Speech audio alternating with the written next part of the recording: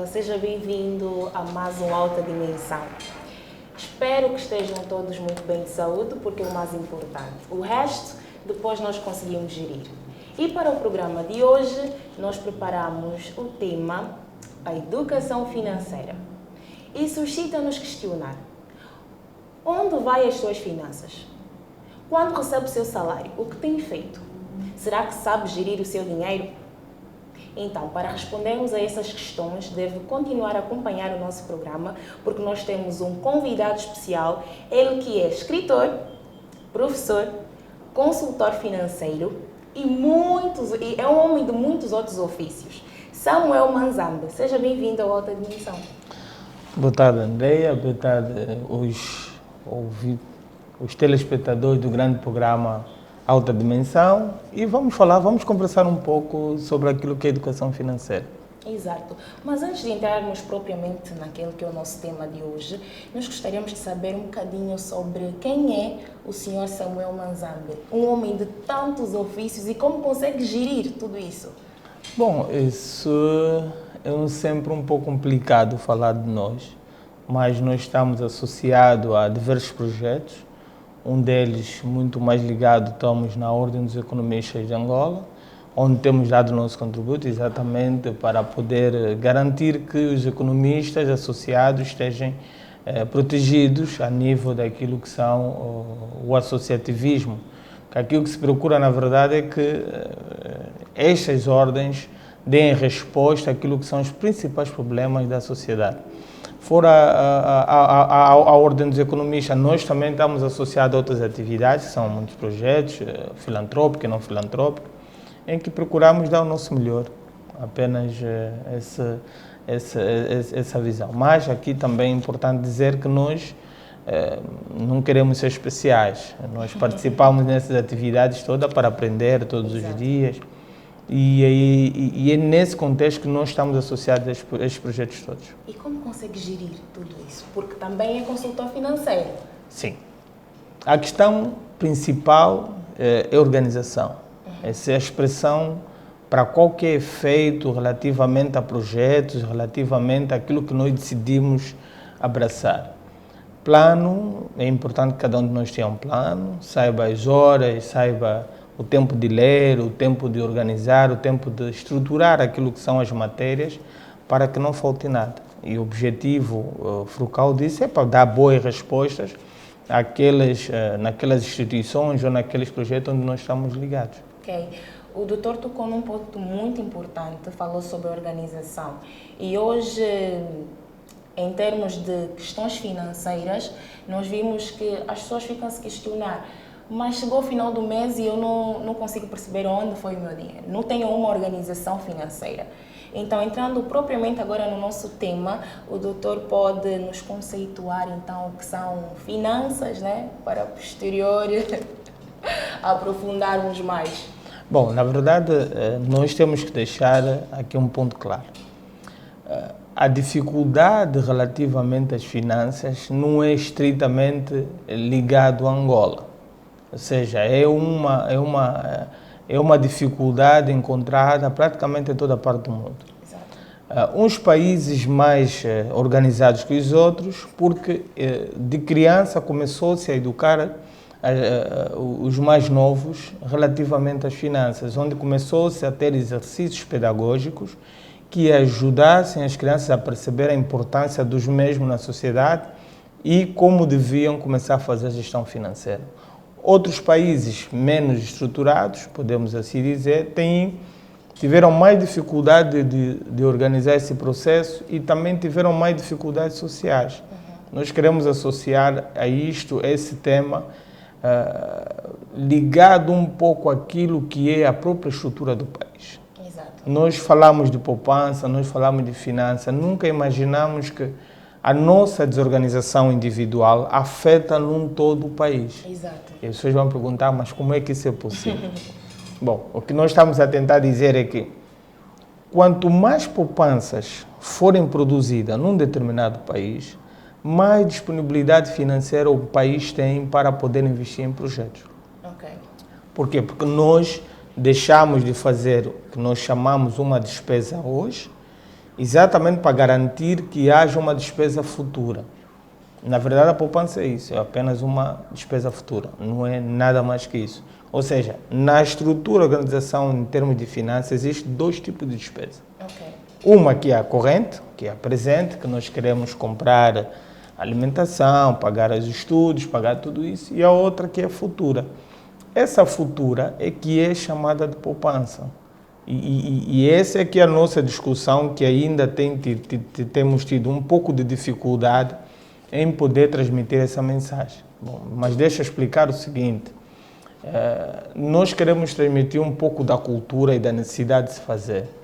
Em 2010, nós começamos a trabalhar, a falar sobre educação financeira. Exato. Repara, 2010, não estamos a falar de 2021, exatamente. Esse nosso trabalho suscitou o interesse de algumas famílias e conseguimos, durante 5 anos, acompanhar 4 casais de 6 em 6 meses, exatamente para tentar perceber qual é a principal dificuldade que eles têm relativamente às finanças. Exato. E aí, André, é uma coisa muito interessante. Acabamos descobrindo que o principal problema nem era as finanças. Era uma coisa que se chama comunicação.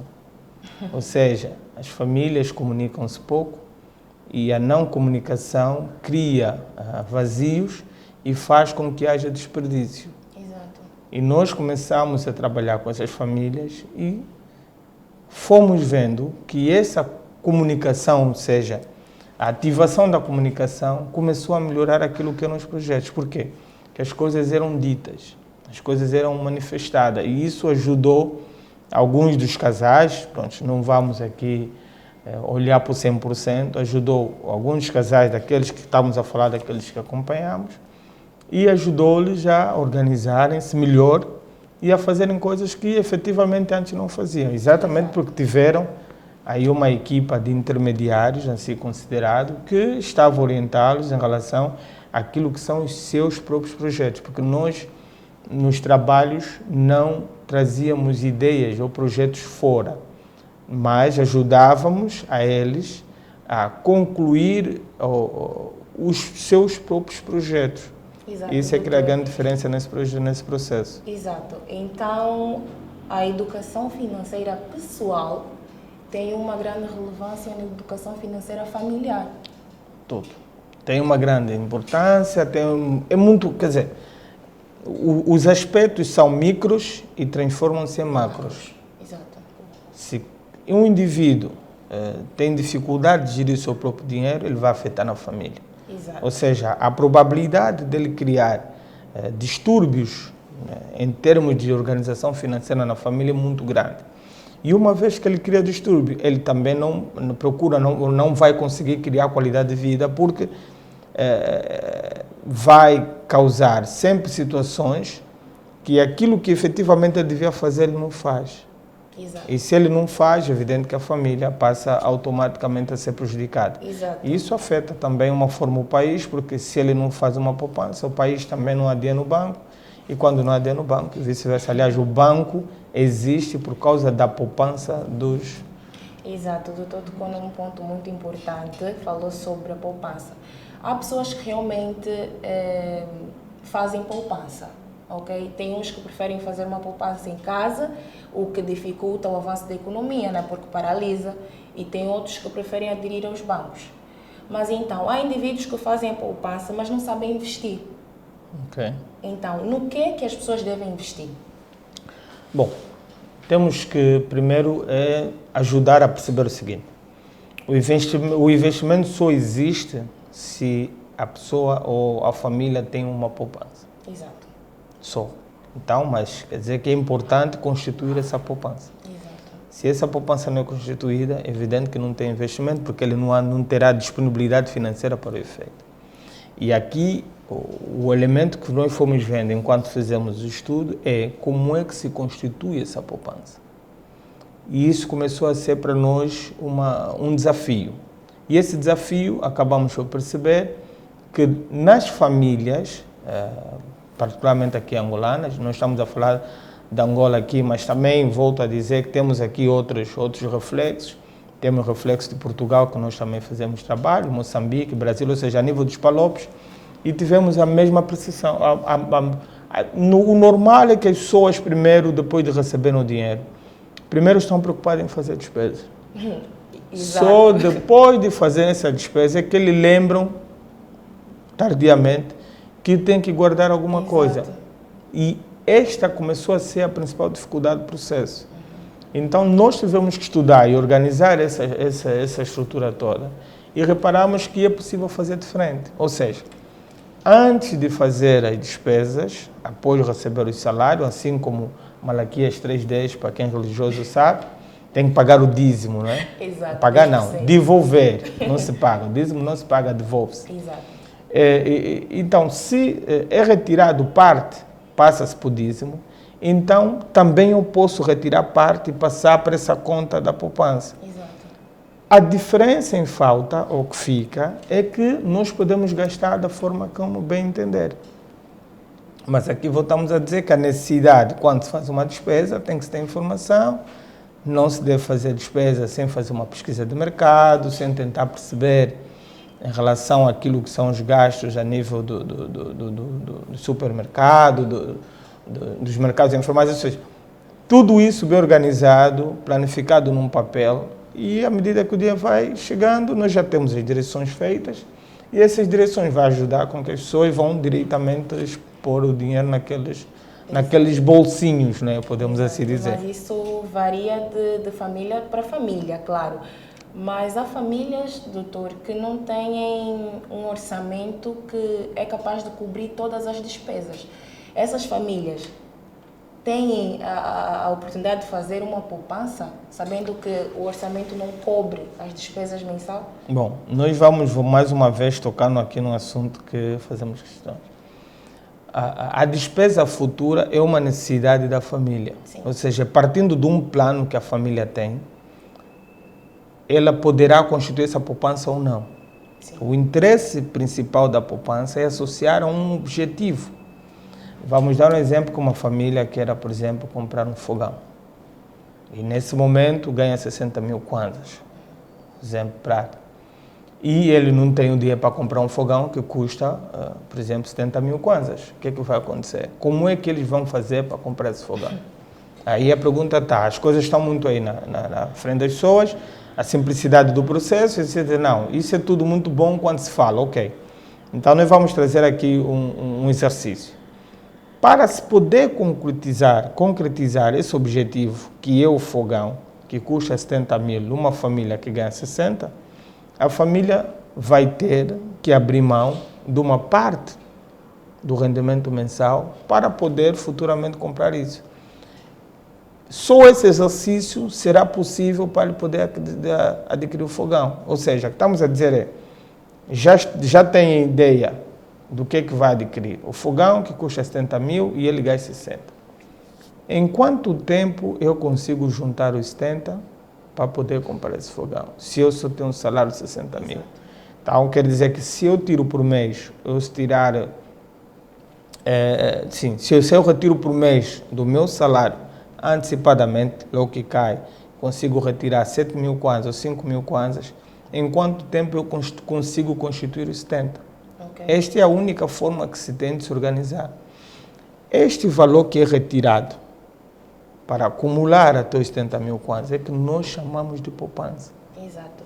Ou seja, é aquilo que se pretende fazer com um objetivo ligado, que é para poder, porque se se faz poupança apenas para guardar dinheiro, a probabilidade do desperdício é maior, porque não tem direção. Olha, eu já queria questionar isso. Não tem direção, e quando não se tem direção, a probabilidade de gastar, olha, imagina que alguém hoje ganhe na loteria. Não tem projeto, não tem nada, ganhou o dinheiro, o que é que vai acontecer no dia seguinte? Consumir. E o ponto final. A probabilidade de ficar pobre de novo é de pouco tempo. Ok. Nós voltamos já, vamos para um curto e rápido intervalo. Não saia daí, porque depois nós voltamos com um método que o doutor aqui vai explicar muito bem no quadro, bem desenhado, de como fazer uma poupança. Não saia daí, voltamos já.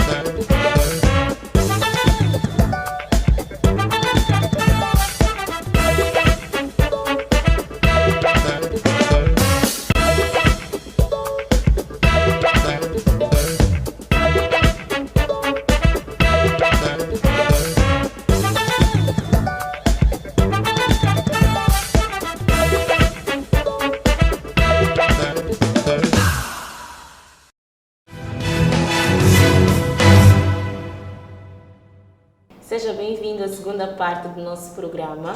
Para você que chegou agora, o tema de hoje é a educação financeira. E temos como convidado de hoje o Dr. Samuel Manzambe, ele que está a explicar qual é a importância da educação financeira, não só no país, mas na sociedade em geral. Dr. Manzambe, pode apresentar-nos métodos práticos de como devem ser feito então o orçamento mensal? Bom, sim, nós vamos tentar explicar isso a partir de um quadro da seguinte forma. Existem aquilo que nós chamamos inicialmente de ideias, né? Porque na verdade cada um de nós tem as ideias. Exato. Mas as ideias devem ser estruturadas. Não, já está, isso é rápido. Isso é rápido, vamos lá. As ideias já estão estruturadas. Quero dizer que para quem tem alguma ideia daquilo que pretende fazer ao longo do tempo, deve associar a ideia a um projeto. E nós aqui estávamos a explicar da necessidade de ter primeiras ideias, mas para transformar a ideia nós temos que ter aqui um objetivo. Do objetivo, seja qual for, devemos ter uma meta. Aqui, em relação à meta, nós estamos a dizer que é um custo que ela deve ter. Exato. E em quanto tempo eu quero poder concluir este projeto. Exato. Então, as ideias são teorias que podem se transformar na prática. Depois disso, desses elementos, nós temos aqui um objetivo, uma meta. Estamos a dizer, imagina, por exemplo, nós queremos comprar uma bicicleta, não é? Ou, vá lá, um fogão. Pode ser isso. O doutor gosta de fogão. Os exemplos mais simples, para poder ajudar as pessoas a perceber. Aqui podia ser, por exemplo, o pagamento da universidade e tudo isso. Claro. Bom, esse fogão tem um preço. Esta é a meta. E depois, em quanto tempo nós queremos fazer para poder adquirir este fogão, ok? Imaginemos, vamos falar, 3 meses, pronto. Em 3 meses nós queremos comprar esse fogão e agora nós temos que saber qual é a fonte de rendimento, não? Então, a fonte de rendimento que nós temos aqui podem ser várias. Uma delas, para aqueles que não trabalham, pode ser a mesada, não é? Sim. Para os outros pode ser salário e para outros pode ser negócio. Pronto. Essas são as fontes que nós conhecemos assim, mas também temos o crédito. Tá? Também temos o crédito, é uma delas, e podemos ter também aqui uma espécie de patrocínio ou um investidor. Podemos ter aqui um patrocinador, né? Então, todas estas são fontes de rendimento para poder realizar esse projeto. E daqui é que nós temos que saber que o nosso pé, o nosso limite, a nossa barreira vem em função a isso. Nós não podemos meter, por exemplo, aqui 4 milhões para quem, por exemplo, tem um rendimento de 60 mil, 70 mil. Então, ele se ganha 60 mil kwanzas, por exemplo, estamos a falar diretamente a quem tem um salário, não estamos a referenciar dos outros. Exato. Neste caso, ele sempre tem que elaborar um orçamento doméstico. Por isso é que nós falamos da necessidade da organização. Ou seja, há uma intenção, tem um custo e tem uma meta, tem um prazo que ele quer realizar essa atividade. Então, se ele tem esse objetivo, aqui são 60 mil salários, a meta é esta. Então, o que é que ele faz? Diferente daquilo que se faz, em que muitas pessoas, quando recebem um salário, fazem despesas e só depois, então, pensam na poupança. E nós queremos meter aqui um X e dizer esta metodologia já é errada. Exato. Mas queremos explicar que quem tem um salário, primeiro a coisa que deve fazer é isto aqui. Né? É que nós estamos aqui o exercício. Pensar exatamente no projeto que ele tem aqui. Vamos meter aqui uma palavra projeto, porque assim fica melhor. Pronto. Exato. Então, neste caso, nós só estamos a ganhar 60 mil e queremos fazer aqui uma retirada de 5 mil, mas é fazer isso. Vamos meter aqui 4 meses, para podermos fazer com valor real. Tá? Então, quer dizer que eu vou fazer já a poupança, vou fazer a primeira poupança, que é 10 mil kwanzas, para que daqui a 4 meses eu consiga fazer coisa. Então eu vou meter aqui 10 mil, que é a minha poupança. Por mês. Por mês. Tá? Esse é o segredo. Repara que nós estamos a falar aqui do elemento. Então, quer dizer que para despesas, que é o segundo elemento, eu terei 50 mil kwanzas mensal. Ou seja, tem valor a mais. Pronto. Espero que estejam a ver em condições. Então, aqui temos o nosso quadro, que está dividido em 4 partes, para explicar que primeiro é a ideia. A ideia deve vir associada a uma coisa que nós chamamos de organização. Então, tem um objetivo, tem uma meta quantificada e tem um prazo, que são 4 meses. Como é que eu vou financiar essa minha ideia? Pode ser através da mesada, né? Pode ser através da mesada, pode ser através do salário, do negócio, do crédito ou de um patrocínio. Imagina alguém querer oferecer e tudo isso. Exato. A metodologia utilizada inicialmente, que era salário, despesa e poupança, é uma metodologia errada. E nós já explicamos isso na primeira parte da nossa conversa. E aqui estamos a explicar como é que nós conseguimos, ganhando 60 mil, comprar um fogão que custa 40 mil em 4 meses. Esta é a poupança. O exercício da poupança é esse. Recebeu o salário de 60 mil, tirou já de antemão os 10 mil que faz parte da formação da poupança e a diferença vai ficar os 50 mil, que isso aqui é apenas para gastar. Então, doutor, para conseguirmos concluir todas essas etapas, é necessário disciplina. Sim. Na verdade, só são 3. É o projeto, a fonte de rendimento e o exercício. Esta é uma metodologia que nós não queremos que as pessoas metam mais isso na cabeça, mas comecem a olhar que primeiro tem que estruturar as ideias. Exato. Depois como vão financiar. E o financiamento das ideias está aí.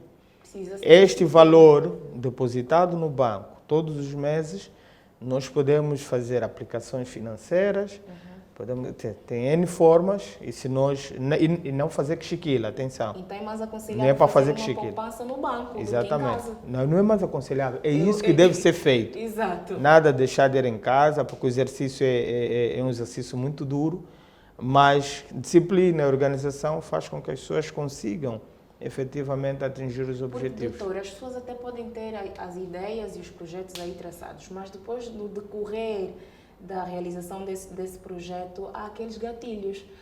Esse mês não vou colocar 5, vou colocar 3, porque surgiu uma emergência. Então é necessário que haja disciplina? Sim, porque isso vai fazer com que o prazo aumente.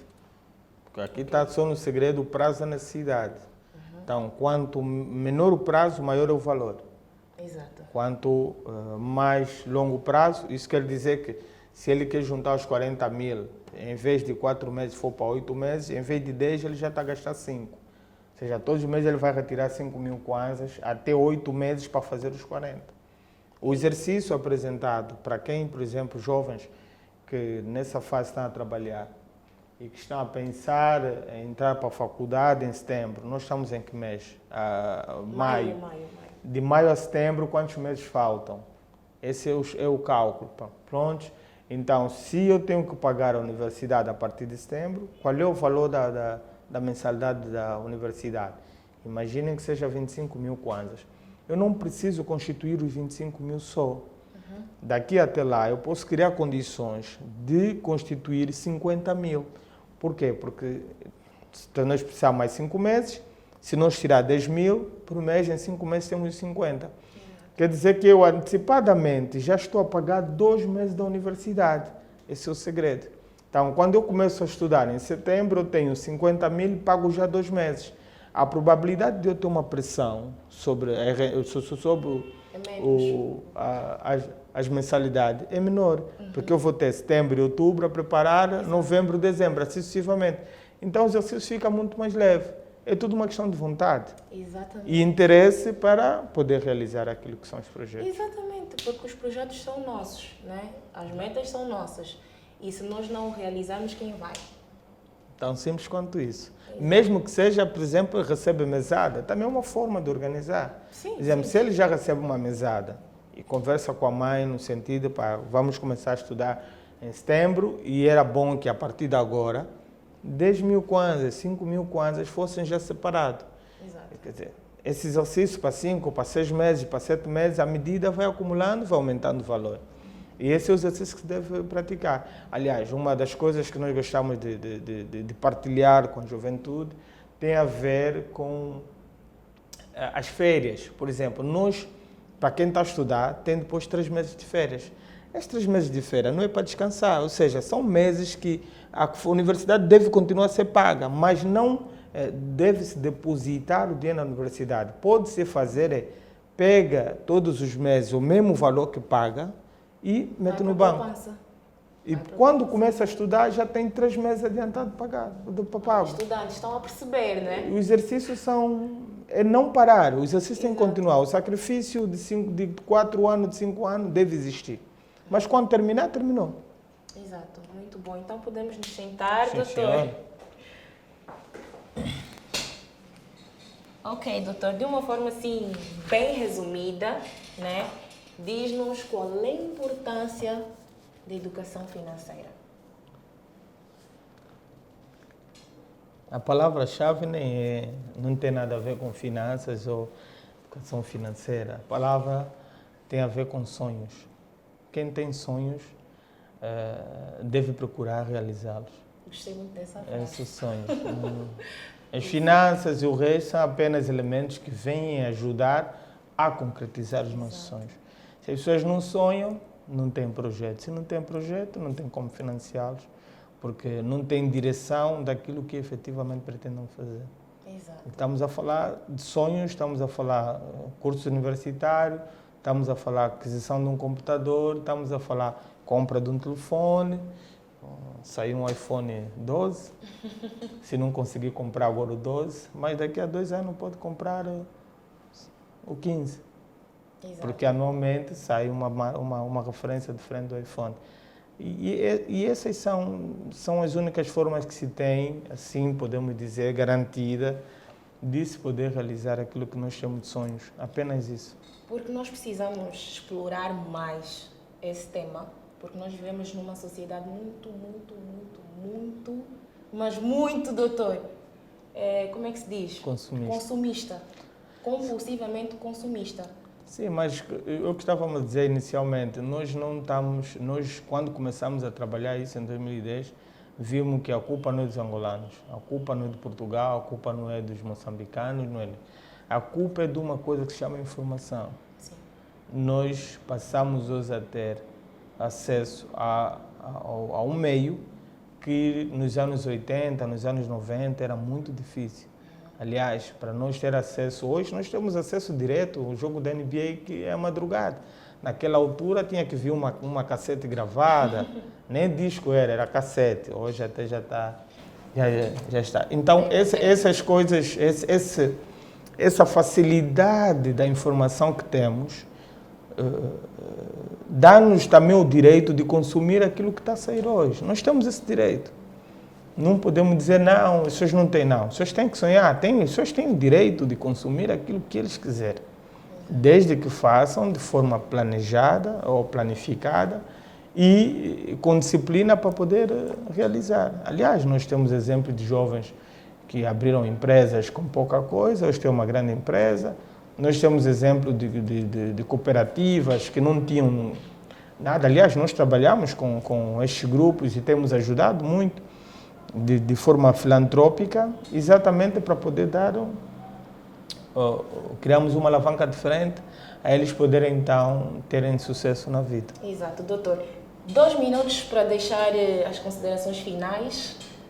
Estamos no finalzinho do nosso tempo. Pronto. Então, a nossa conversa informal foi muito rápida, mas o que nós podemos aconselhar é que não deixem de consultar alguém que é especialista para poder ajudar a perceber as coisas. Nós estamos a falar aqui de um psicólogo, estamos a falar de um especialista em finanças. Procura sempre um especialista de modo a ajudar, porque o que se procura aqui é realizar sonhos. E quem procura realizar sonho, procura também criar qualidade de vida.